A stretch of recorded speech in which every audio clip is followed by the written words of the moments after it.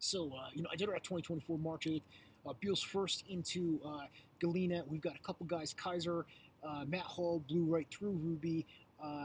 Dallas CB, obviously, a couple of those guys left without taking their 8, like our race leader, Travis Beals, Jesse Holmes, life below zero guy, 24 for took his 8 in the checkpoint of Ruby there on the Yukon River, the first checkpoint. Now, obviously, as they come off those rest breaks, they're going to slingshot. They're going to have more, in the bank for a little bit for a few run rest ratios. They may be traveling faster, but it's going to peter out and even out. They're going to have to, cut some rest out there on the coast somewhere in some shape or form to try to be competitive.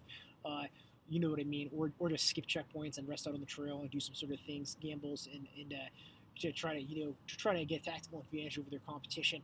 Now, one of the things that I wanted to mention is, like, last year, one of the definitive moments of the race was when Ryan Reddington ran from the checkpoint of Kaltag, which is the last checkpoint of the Yukon River, all the way on that portage route to Uniclete. Most of his competition stopped, premature Uniclete, and then they ran through Uniclete to Shaktoolik, and it was just sort of like, I felt it was silly and stupid the way they did that. Obviously, it made it so that they didn't run quite as far in one stretch, but there's a lot of good psychological, advantages of going to Uniclete. There's pizza there. There's warm running water. The dogs are on straw versus out there, camped on the trail. Some people will go to a tripod cabin. There's a couple cabins just outside of Caltech on the way up the mountains, on the way to Uniclete on that portage.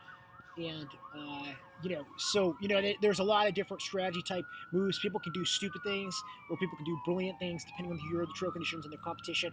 Like I said, last year it was a game-winning move when Ryan pulled that move. He was able to do it fast.